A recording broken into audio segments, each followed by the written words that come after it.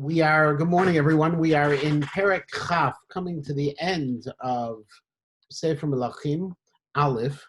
We're in Perek Chaf, Pasuk Aleph of the Sefer, and we are now entering into a new phase of Achav's monarchy, where he's going to be threatened by Aram, by Ben-Hadad.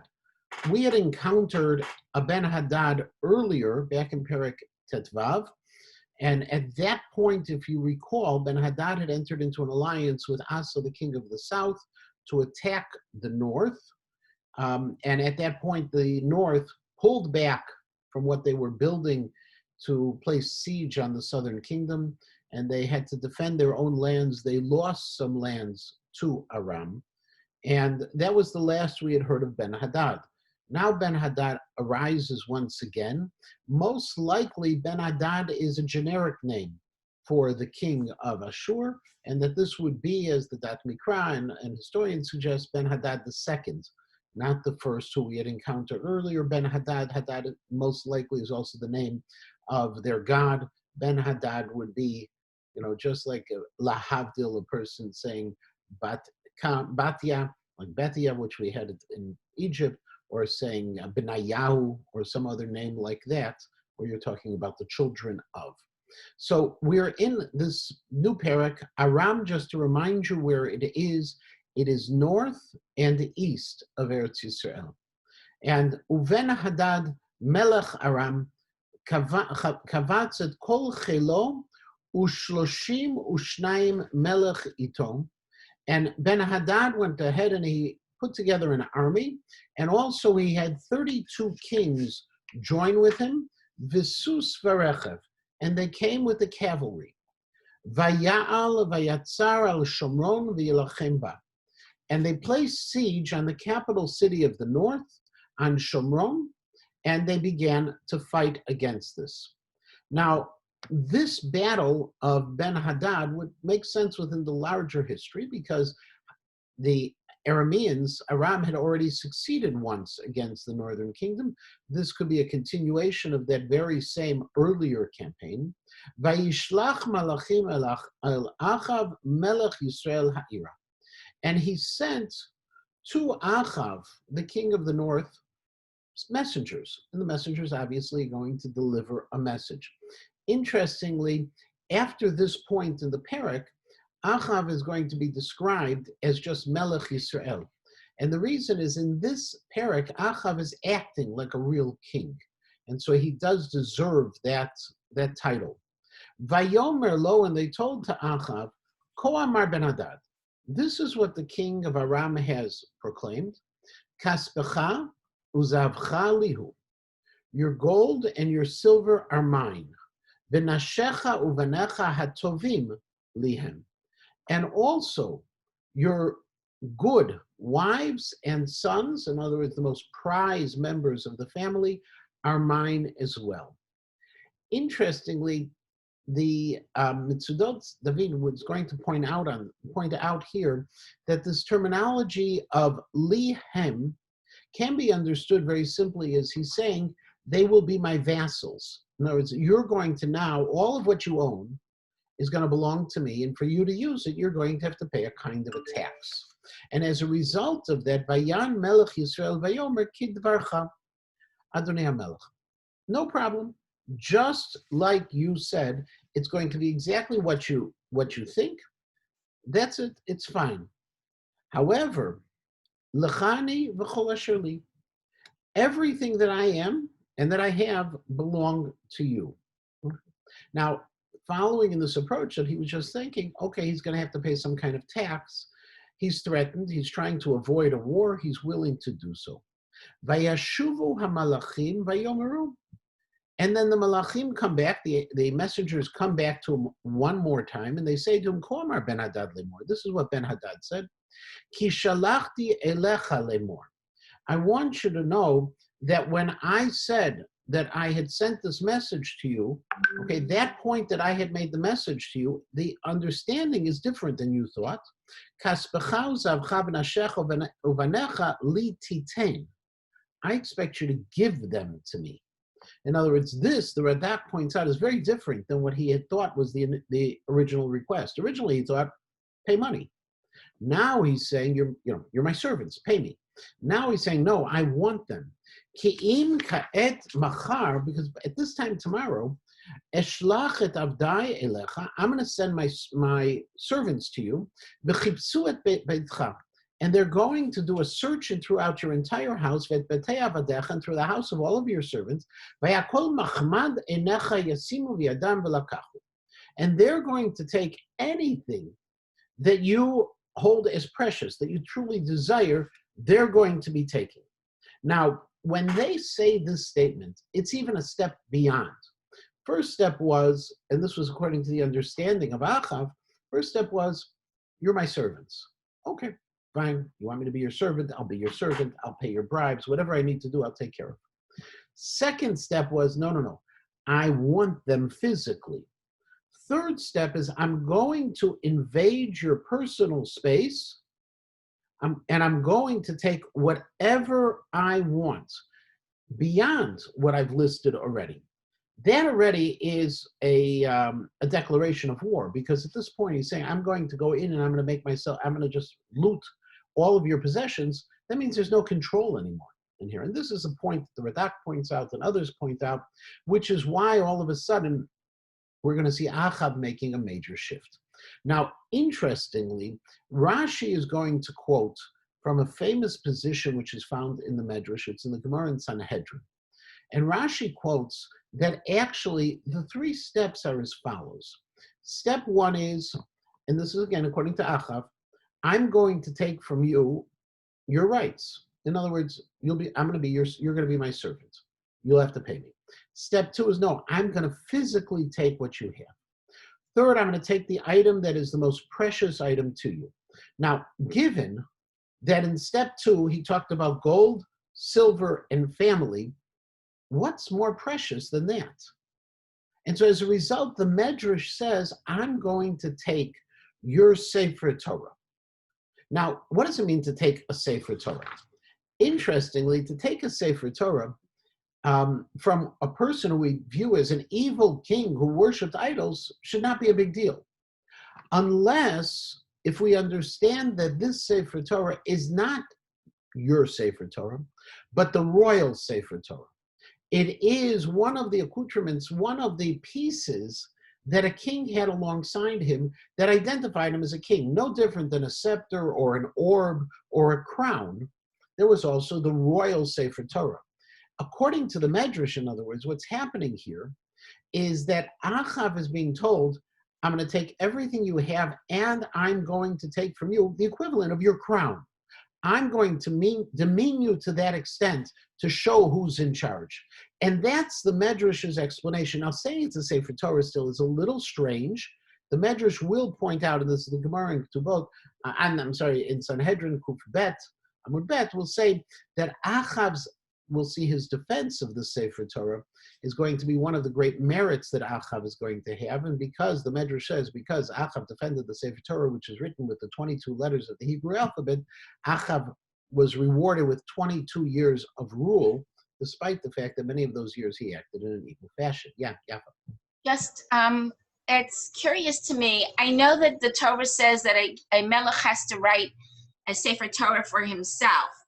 I didn't understand that to mean that the Melech Yisrael, the northern kingdom, was that, especially since it's kind of like, is this a legitimate kingdom at this point? Right. Yeah. So what the Medrash is trying to identify, there's a few things that are happening here at the same time. One of them, by the way, which is also fascinating, and we'll see how it plays out when the Navi, there's a prophet who's going to appear in the story, is Achav still seems to have some kind of connection. Okay, so the fact that the Sefer Torah is part of the story is also important. But the way I understand the Medrash and the way I understand this whole piece is that throughout, the kings of the north tried to show that they were the legitimate heirs of the throne. They established for themselves, initially altars, because they knew that if they went to the south, to the real Beit HaMikdash, they would be shown to be the illegitimate heirs, because only the king of the Davidic dynasty would be sitting in the Beit HaMikdash, they'd be standing. So it seems as if they were copying many things of what's considered a Jewish king. So the fact that they had a Sefer Torah was one of those things that they copied. That's the way I understand it. It makes sense to me. Not the reason why this is a medrash and not a pshat is it talks about Mahmad Einecha, that which you desire, your eyes desire. It never says a Sefer Torah. And so the medrash takes that next jump. Is it possible that the northern kingdom did not have a Sefer Torah, according to the pshat, and that the medrash means something different? Yeah, that's possible. But there's no reason to reject the medrash as being something fantastic beyond, just imagination, just coming in for some definitely non-pshat reason. So at this point, what does he do? He now has had this ultimate challenge, and we're in Pasuk Zayin, Vayikra Melech Yisrael L'chol Ziknei Haaretz. And so he goes ahead and he calls the Ziknei Haaretz, to the elders of the land, Vayomer, and he's going to report to them what has happened. The Malbim points out that understanding all of these things, okay, that this is the ultimate challenge to his legitimacy. He's calling Zakanim, he's calling the wise men. It's not calling his Sarim, but he's calling in the Zakanim. In other words, there is a religious challenge that's happening here, which is part of this interesting piece of this whole story, that he would reach out to the religious leaders as well. De'una u'ra'u, listen and see, ki ra'azeh mevakesh, because this is an evil that Ben-Hadad is requesting. Ki shalach elayim l'nashayu l'vanayu l'chaspiyu l'zahavi velo manati mimenu. He wanted my gold, my silver, my children, my wives. I didn't hold that back. Vayomer elav kol hazkenim v'chol ha'am. And so all of the people, Vayomru, in other words, this is everyone is answering as the Dat Mikra points out, Pe'achad. They're all giving him a unified response. Al tishma v'lo toveh. They said, don't listen to what he's asking. In other words, say no. And number two, don't agree. Now, why is it a double language? In that, the Abarbanel says, they're telling him two pieces. You had originally agreed to be his servant and to pay taxes. And now you're asking us about the second thing, what we think about his latest request, which is basically to take over, invade and take over the land. In terms of invading and taking over the land, there's no question in that. No, al tishma. But even according to the initial request that you were willing to do, to be his servant and to pay taxes, don't give in to that as well, below toveh. Vayomer l'malachei Ben-Hadad imru la'adoni hamelech. And he said to Ben-Hadad's people, say to my master the king. Interestingly, he's still using this language as opposed to directly in his face. Kol asher shalachta el avdecha barishona aseh. I'm still willing to do what you originally wanted. Lo v'adavar hazeh, but now what you want? Lo chal lasot. I can't do it. Vayelchu hamalachim v'yeshivuhu davar. And the messengers go back to Ben-Hadad and they tell him what happened. Interestingly, if we take the Abarbanel's approach that they had advised him to say no on everything, we see he really doesn't say no on everything. He says yes to the initial request, or the way he had understood the initial request. The possibility is something that we'll see later on in the Grossman article that I shared with you, might be one of the answers of why he was willing still to be some form of a servant, or it might just be this is the way he is trying to avoid greater confrontation by saying, I'm willing to pay you off. Okay, I'm still willing to do, even though these Kenim and everyone else said don't do anything, maybe that's what he's still trying to play the political game to resolve it. Vayishlach alav Ben-Hadad, Pasuk Yud. And so Ben-Hadad responds to him, Vayomer, Ko ya'asun li Elohim v'cho yosifu. And he says, in the name of a shvuah, the name of an oath to his gods, and we've seen this already before, Zevel used exactly the same language. Im yishpok afar shomron l'sha'alim l'chol ha'am asher b'raglai. He says, Im yishpok, yishpok, says the Mitzudat Zion, is the same as yispok, let's speak. If there will be enough dirt in Shomron, l'sha'alim l'chol ha'am asher b'raglayim. Will there be enough dirt to be able to hold all of the feet of all of the troops I'm going to be bringing in? In other words, he's saying, I am going to invade you with a massive force that there's not even going to be enough room for that force to stand in Shomron. Now, there is another explanation. The Mitzudot says it's not that. Rashi says it's talking about the space of the feet, but rather it's talking about, because it's a strange language, the Sha'alim is talking about actually a growth, a fist, that there won't be enough dirt. If every one of my soldiers picks up a fistful of dirt, there's going to be nothing left of the land. Both of them are giving exactly the same picture, that I'm going to invade you with this massive force. Vaya'an Melech Yisrael. And now Achav has this magnificent response. He says, Vayomer Dabru Al Yitalel Choger Kimefateach. He says, listen, and Rashi explains this as well. You are just going off to war. Don't start thinking that you've already won the war. Al Yitalel, don't find this praise, Choger, the person who is girding his loins, who's putting on his weapons, Kimifateach is the one who's already taking them off and finished the battle. So don't think that this thing is over and you've won already.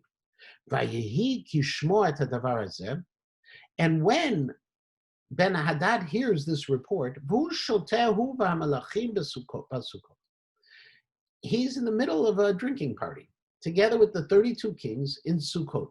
Now, Sukkot could be the city Sukkot, which was off a bit. It could also be that they had built for themselves temporary shelters and they were having a party. Now, what this indicates obviously is that they weren't too worried about this upcoming battle. They were pretty confident in what was going to happen, and so they were just having a good time on the side. Vayomer el avadav, and Ben Hadad hears this, and he tells his servants, Vayasimu alayir. He tells them, listen, just go ahead and put on the siege on the city. The Malbim points out that this is like an offhand remark. He views this battle as being won already, and so this is not a big thing. Okay, you want to fight? We're going to fight.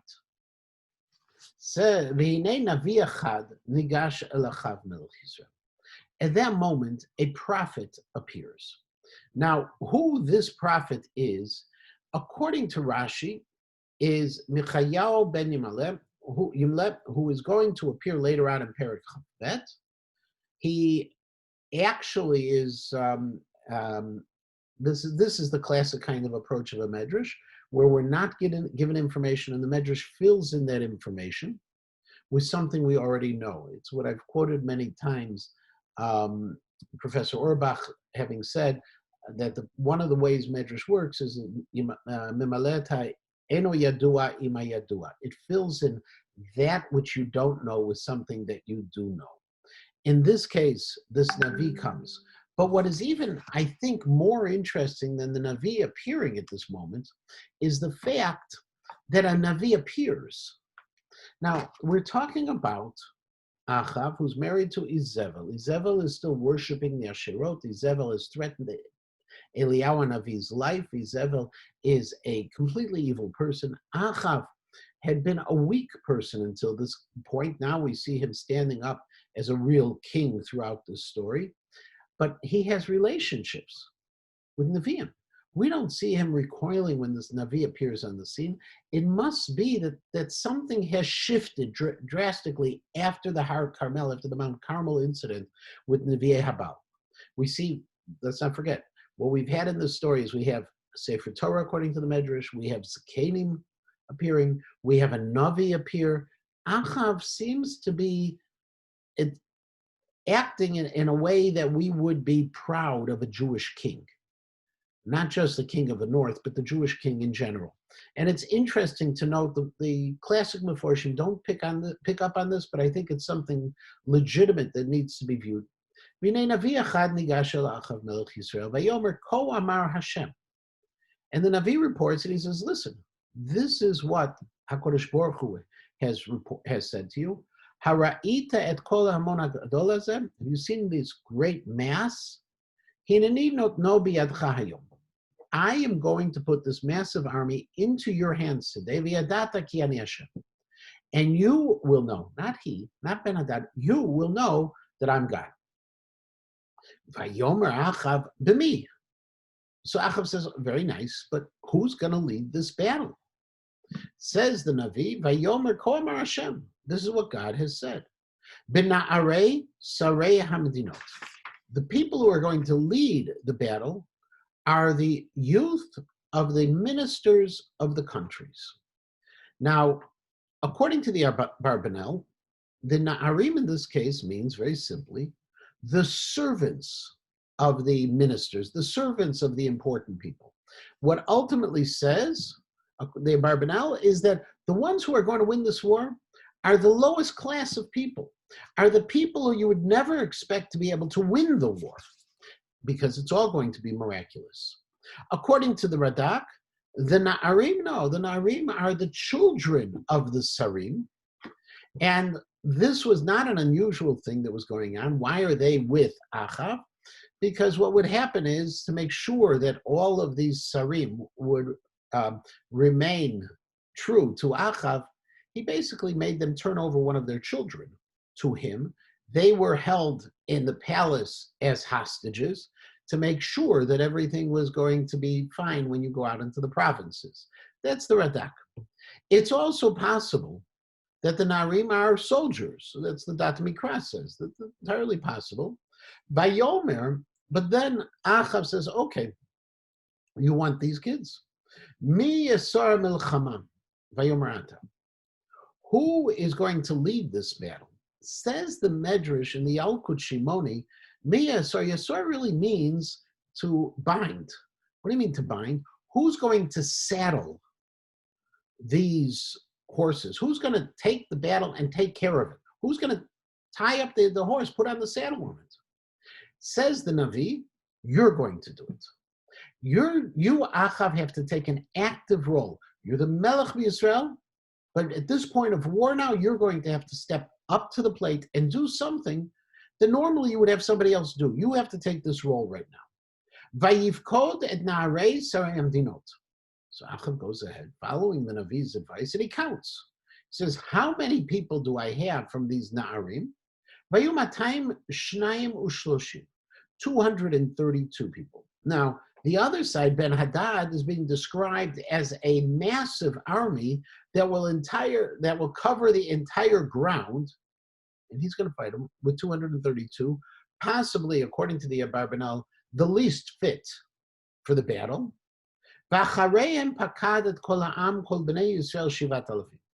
And afterwards, he then counted the other people who were eligible. Now, the other people who were eligible are 7,000. Now, who are these 7,000? If you remember in the previous parak, we talked about that the only ones who were going to be remaining, who didn't bow down to Baal, were 7,000. It's impossible that the 7,000 who didn't bow down to the Baal were also within the military. It's possible they were just 7,000 people who weren't worshiping Baal, and therefore they're being chosen to participate in what will be a battle for God's glory. But altogether, you have 7,232 people, even with the 7,000. It's a very small force. Vayetzu b'tzoharayim. And so they go out in the noon. What's unusual here? It's in full view. Normally, you would expect, if you have a smaller force about to attack a larger force, they would go at night, they'd go early in the morning, they would go in a way that you can't see them. Here they're going, everyone sees them. Uven Hadad shoteh shikor basukot. And Ben Hadad still at his party. He's drunk. Hu v'hamelachim shloshim u'shnayim melech ozeroto. He and the 32 kings. Vayetzu na'arei sarei hamdinot barishona, and the 232 of the Na'arim go out first. Vayishlach Ben Hadad ve'yagidu lo lemor anashim yatzu mishomron. And apparently, as the Mitzudat David points out, there were people who had been placed as spies around Shomron, and they reported immediately to Shomron, there is a group of people who've left Shomron. Now, they don't say they're soldiers, they're just a group of people. They apparently, at best, looked like a ragtag bunch. Vayomrim l'shalom yatzau, okay, tifsum chayim. So Ben-Hadad then gives this strange order. He said, if these people are going out to surrender, they're just looking for peace, capture them alive. V'im lemilchama, but if they're coming out to battle, yatzau, chayim tifsum, alive you should capture them. Now, it sure sounds like exactly the same command, but it's just flipped. According to the Abarbanel, the answer is very simple. He's drunk. And so he's just repeating himself. Okay? He says it in a different way. There's nothing more. This is just to point out that he's drunk. The Malbim, however, sees a significant difference between Tifsum Chayim and Chayim Tifsum, between the orders here. And he says, the point is, if they're coming out in peace, capture them, make sure they're alive. If they're coming out for war, keep them alive. The chidush, the unique thing is, I want them captured. I don't want them killed. So the way the Malbim views it is, if they're coming out in peace, I just want you to make sure you keep them alive. That's the chiddush. Capturing will be simple because they're not fighting you. However, if they're coming out to fight you, the chiddush is I want you to capture them. I don't want you to kill them. And so the order, according to the Malbim, is significant, unlike the Abarbanel, who just says these are the words of a drunk.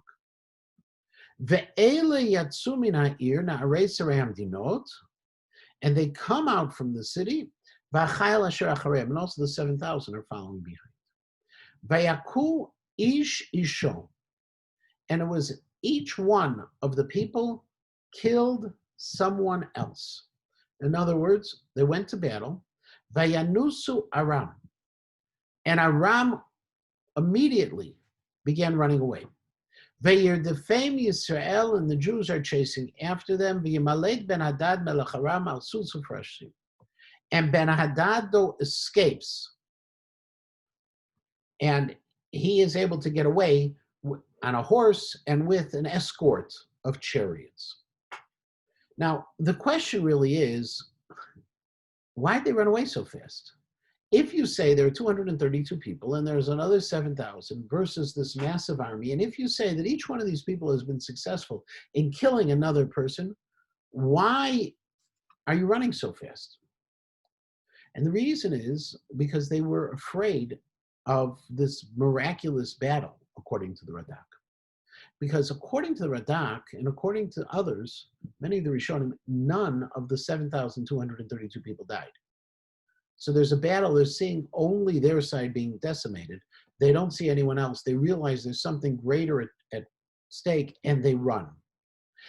It could be, and again, I'm not chas v'sholom, the Radak is right, but it could also be that they had this in their imagination that if the Jews were so brazen in an attack in the middle of the day, maybe there was something else still coming.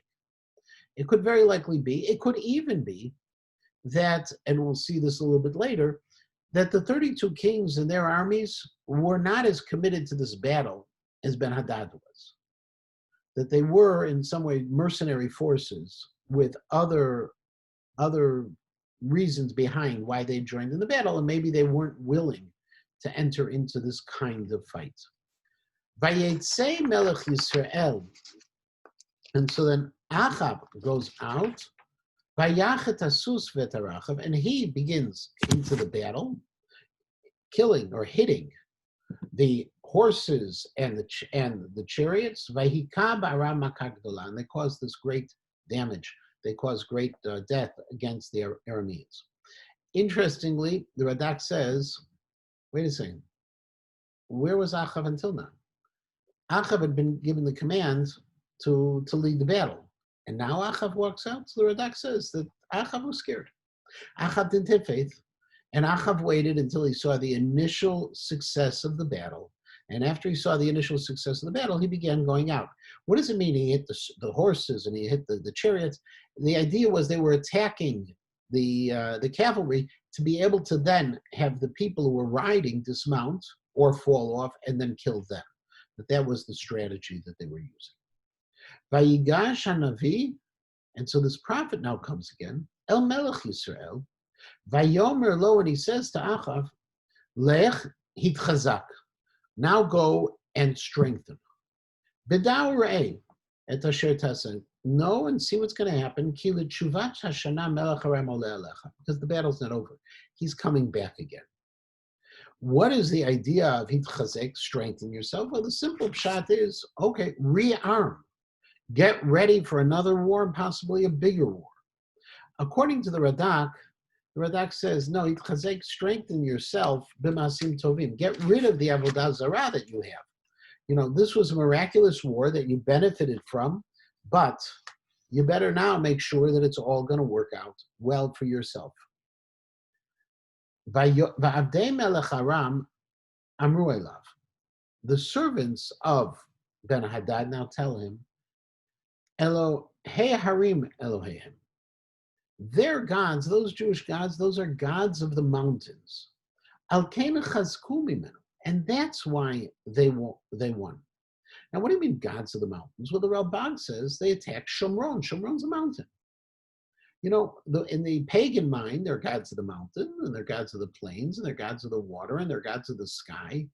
So they tell Ben-Hadad, how is it possible you lost? You're always looking for a good excuse. The way it's possible that you lost is simply because they're so much more powerful than you are in that setting. The Abarbanel, though, says, no. Elohei Harim, Eloheihem, they knew about Har Sinai. They said these great things that happened to the Jews was on mountains. Now, the Abarbanel doesn't say this, but if you think about it, all these great events, you know, Har HaMoriah, Har Sinai, Har Shomron, okay, Lahavdil, all these things are mountains. Why are you attacking them on a mountain? You can't win that way. Rather, what you have to do, let's attack them on a plain. And let's see if we're not going to win then. We're going to go ahead and beat them at that point. That's exactly the plan that they then carried out. And do the following. This is what I need you to do. Remove the kings from their roles and put in their places governors. Why? Rashi points out the 32 kings, when they went to battle the first time, they have nothing to prove. There's no reason they're going to really stretch who they are. However, Rashi points out, if you take the next level, the middle management and government, and you bring them to the battle, that middle management is going to want to prove how great they are. They're going to have more at stake in this battle, so bring them along. The Dat Mikra, who the Keel suggests differently, he suggests, no, why would I want to have somebody besides the 32? Because they're saying you appoint the governors in their place. These need to be people who are fully loyal to you, Ben-Hadad. The 32 had other things they were thinking about. They may not have been totally committed to this battle, but if you have people who are yours, they can be. And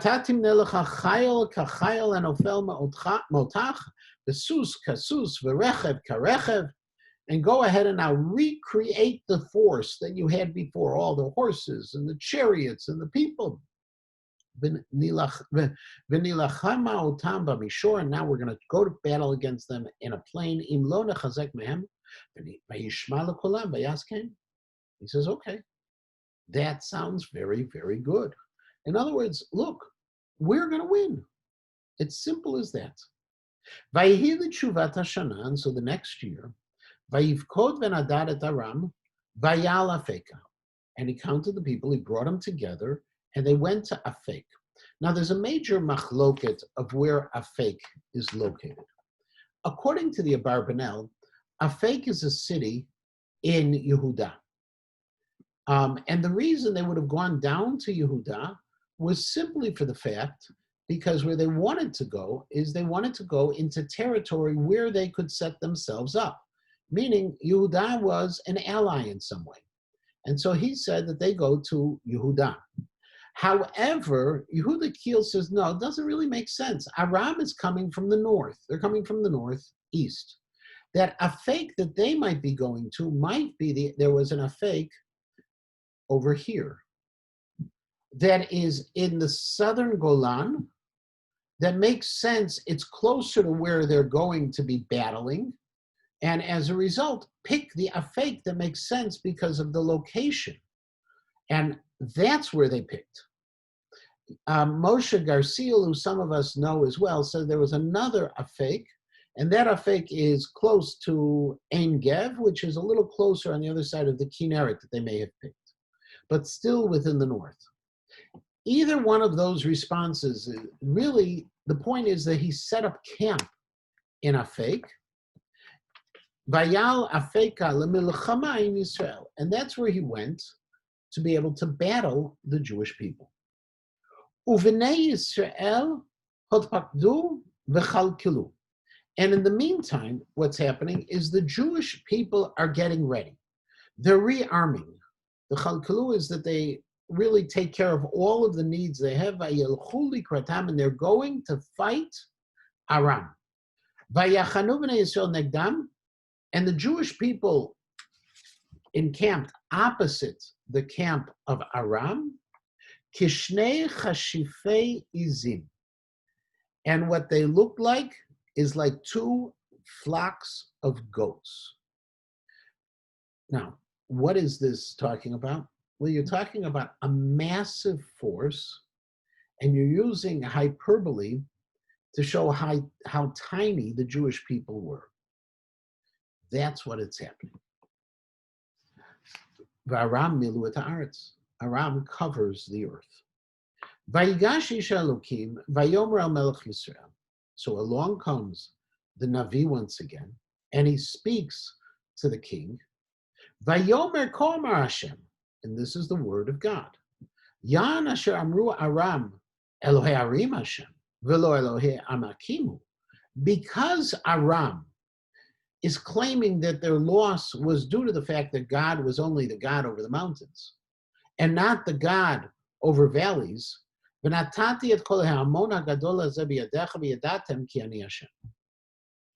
going to give this entire mass of army into your hands. You're going to win a decisive battle, and you will know that I am God. So the question is, why is this necessary to be mentioned? Because if you remember, the Navi has already told him that he's going to win a battle. He's going to win. Why does he have to repeat that he's winning? The Radak says that it's possible because Achav hasn't removed the Avodah Zarah. And since he hasn't removed the Avodah Zarah, there's every intent to believe that they're still worshiping pagan gods and they have no right to win. And if they win, there could even be a misunderstanding that the pagan gods are the ones. So the Navi is coming and saying, no, this is going to be God doing it. No, it is. Vayachanu ela nochach ela, shivat yamim. And so they faced off for 7 days, camped facing each other. Vayehi bayom hashvi'i, and it was on the 7th day, vatikrav hamilchama, and the battle began. Vayakuv bnei Yisrael taram 100,000 ragli biyom echad, and the Jews killed 100,000 soldiers of Aram in a single day. Says the Malbim, this is obviously a miraculous kind of battle.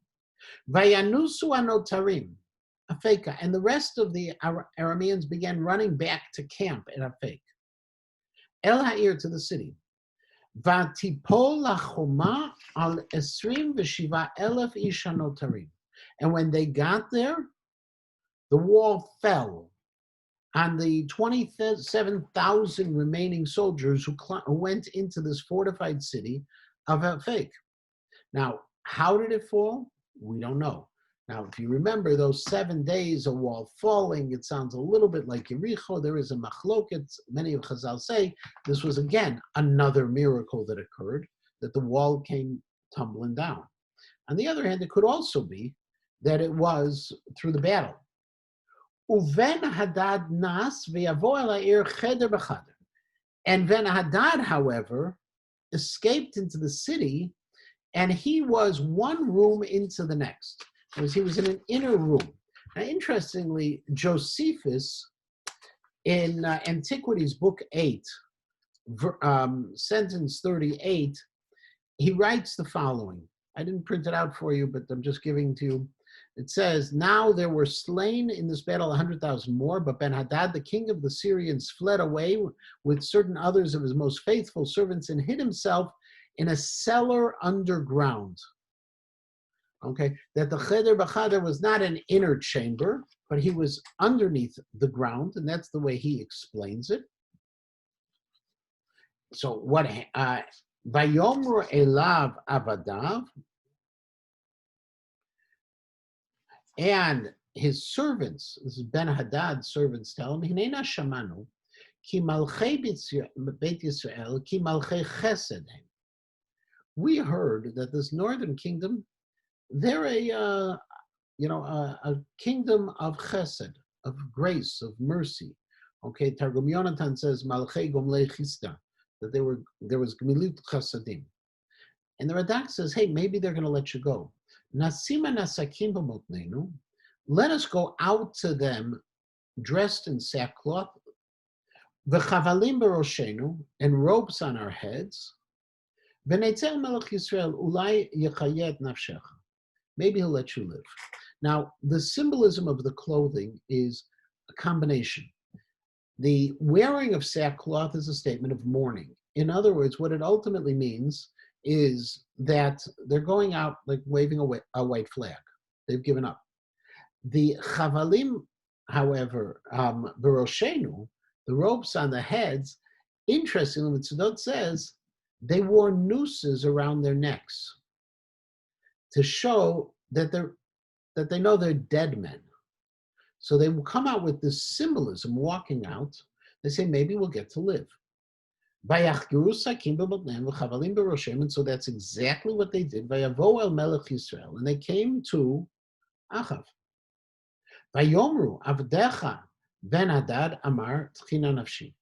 They say, your servant Ben-Hadad has asked, please let me live.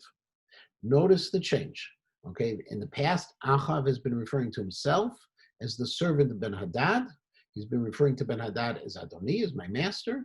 Here, Ben-Hadad is rightfully so referring to himself as the conquered one. He is the servant, to allow to be lived. Vayomer, Haudenu Chai. And Achav says, he's still alive? Achihu, he's my brother.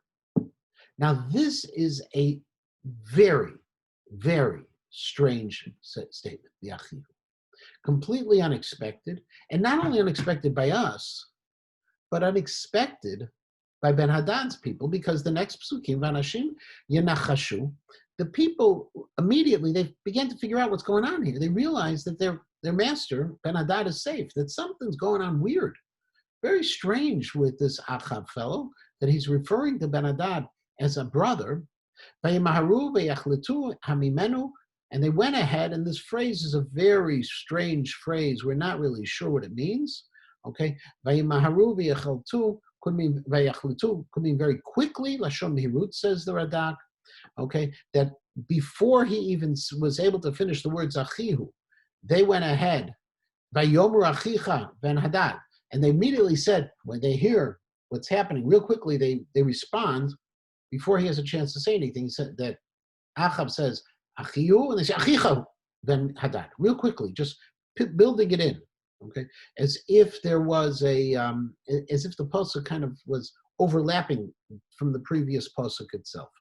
We're not sure what those phrases mean, but that's one of the understandings of it.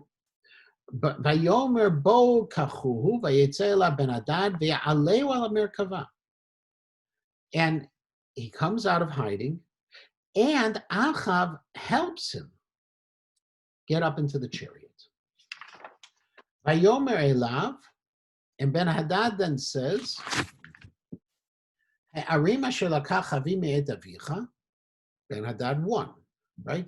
The Ben-Hadad were those cities which my father had taken from you, Ashiv, they're yours. In other words, you have your control once again of the north of your kingdom. Vachutzot tasim lecha b'damesek, and I'm going to give you space in Damascus. Now, chutzot in Damascus, very simply, Rashi says, I'm going to give you land in my territory. The Targum Yonatan, however, says shvakim. He says, I'm going to give you markets. Okay, if you think about outside the Jaffa Gate, there's the Chutzot HaYotzer. Okay, there was the artisans' colony over there. The Chutzot can be both an outer area, the suburbs. It can also be meant as a market. And what it means very simply is I'm going to give you economic rights. I'm going to give you privileges, economic privileges in my land. Kasher Sam Avi B'Shomron, similar to what my father had when he was in Shomron. Vani Bavrit Ashalecha, and I'm going to go ahead and I'm going to send you this covenant. Vayichrot lo vrit v'yishalchi, and he sent him off, and there was a covenant. Now, the question is right away, what's going on here? Why is there a covenant taking place between Ben-Hadad, who wanted to kill all of the Shomron, who had threatened and all of these terrible things, and all of a sudden, Achav immediately switches. So I did share with you, first of all, a fascinating comment of Nechama Leibovich, which I'm bringing up on the screen in a moment. It is actually in her book on Sefer Vayikra. And if you notice, he talking about Shaul and Agag. Shaul, if you remember, had allowed the king of Amalek to survive. She then points out in this parenthetical comment, note 2, which is right over here, that Ahab, one of the kings of Israel, of whom the text records that they were reputed among the nations to be merciful kings, did not show mercy to just any of his enemies, but only to the royal adversary.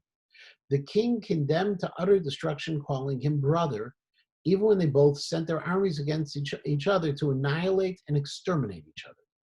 In like manner, the kings of Europe banded together to rescue their French royal counterpart from the French Revolution. They were inspired not by international brotherhood, but class solidarity. In other words, what Nechama suggests is that there's something special between kings. That even though Achav had every right to destroy Aram and to kill Ben-Hadad, kings had these own rules among themselves. There was this, what she refers to as class solidarity. So that's one possible answer. Another possible answer that is offered is a fascinating one by Professor Avram Grossman. This is actually an article, obviously, that I sent you in Hebrew. It is from the Teacher's Guide for Teaching Melachim Aleph in schools. And he suggests, and this goes on to the 4th page, and he writes, and I highlighted it in this piece, Tuvim elu ramzim lebrit hatzvait shekartu Achav ben Hadad keneged Ashur. This whole issue reminds us of the covenant between Achav and Ben Hadad, against Ashur, the Assyrians. Yes. Did you mean to share the screen? I did not share the screen. I apologize. Let me share the screen. Yes, here it is. Page 4. Right. Mistaber, it's the second of the yellow lines in the middle. Mistaber ki Achav chashash she'im hu yaharog et Ben Hadad v'yishtalet al artzo. Achav was concerned that if he would kill Ben Hadad and then rule over Aram, yamod levado mul ha'oyev hagadol Ashur. He would be standing alone and in direct opposition to the Assyrians, who were the great enemy.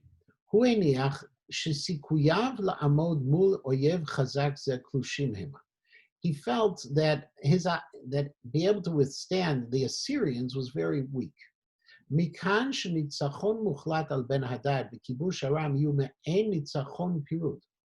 Ultimately, as a result, if he were to completely conquer Ben-Hadad, that conquest would actually be false in a sense. It would break things apart. It would be a temporary conquest. That after that, as a result of it, he might ultimately find an utter defeat.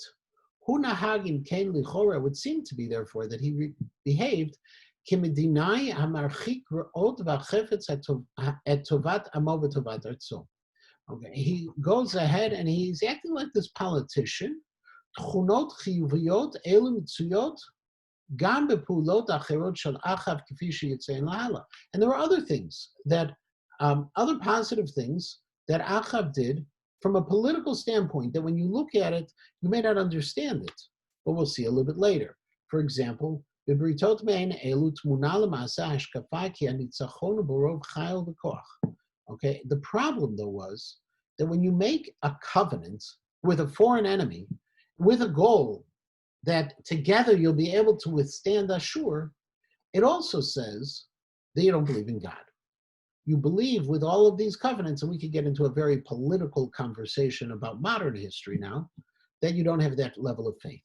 Now, this is very easy to say, by the way, Grossman's position, and the understanding of Achab's error is pretty easy to say, because remember, all of the battles that he's in the midst of, they're battles that are governed completely by miracles. He's watching the miraculous conquest of Aram. He knows God's on his side, and nevertheless, what he chooses to do is take a political option, which doesn't seem to be in line with what the Navi had been telling him to do, because he's anticipating what might happen, as opposed to saying, wait a second, God saved me from Aram with miracles. Let me do what God wants me to do, and God will save me from Ashur. But that's not his approach. V'ish, posuk lamed hey, v'ish echad midnei hanavim, amar al re'eu bidvar Hashem hakenina. And so there's one Navi, again, according to Radak and others, this is still the same Navi. He tells one of the other Naviim, hit me. I want you to hurt me. I want you to wound me. Why? The Malbim says because Michayahu was deserving of punishment. Michayahu told Achav what to do, but he should have stepped in and made sure that Achav would have killed Ben-Hadad. He deserved punishment. Unfortunately, and somewhat understandably, this other prophet refused to hit Michayahu. He didn't want to hurt him. Vayomer lo, and so he says to him, Yan asher lo shamata b'kol Hashem, because you're not listening to what I told you, which was a prophetic statement, you're going to go ahead and leave, and you're going to be killed by a lion. And that's precisely what happened. This is actually a mashal also. Assyria is the lion. And because one didn't do what he was supposed to do, he's going to be devoured by the lion. Achav will be devoured by the lion, is what this whole unusual story is happening. Yeah. So this brings to mind a similar story that we read regarding Yeravam ben Nevat. When the Ish Elokim came and ate and drank with the Navi Sheker, or not Navi Sheker, and was because he violated his command, he was killed by a lion. Mm-hmm. What is the similarity there? What's the meaning, the parallel? You know, I can't give you a definitive answer, but we do know lions were in the northern kingdom. Oh, okay. Remember, later on in history, we have the Gerei Arayot. We're going to have those who converted to Judaism because they were afraid of the lions which were in the land. So there were lions there. There was apparently the threatening beast that was there. But the mashal of this Navi works even easier. I don't have an answer why that was a lion. This lion, you see the mashal because of Ashur being involved. Vayimtza yishacher. And so the Navi gets another person. Vayomer lo hakenina. Now this guy is a little smarter. Vayakeu aish hakei uftzoa. He didn't only hit him, he really hit him with a double hit, which may be a problem. Vayelech hanavi vayamod lamelech al hadarach. And now the Navi who is wounded is standing on the road. Vayidchapes ba'afer al einav, and he places a veil over his eyes. And the reason is he wants to be disguised. He doesn't want the king to see who he is. Vayeh melech over, and the king is passing. V'utza'ak el hamelech, and he cries out to the king, Vayomer avdecha yatsa b'kerev hamilchama v'nei ish sar v'yaveh elai ish. And he went ahead, and I was out at war, and someone brought to me somebody, Vayomer shmor et ha'ishaz, and he told me, watch this prisoner. Im hipaked v'hayta nafshecha tachat nafsho. If he's going to get away, if that's the case, you're going to be responsible for it. You're going to die. O kikar kesef tishkol, you're going to have to pay a major penalty. Got away.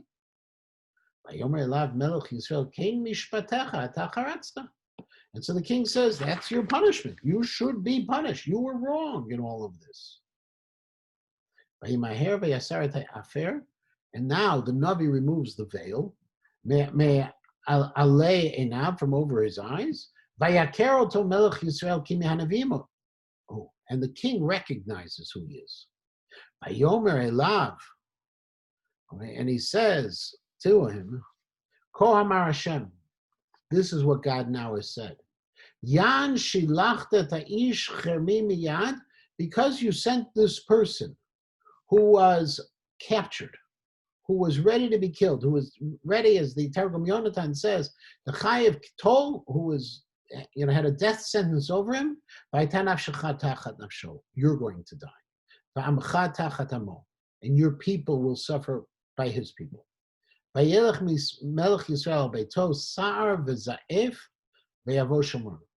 the king was seething. He went from there.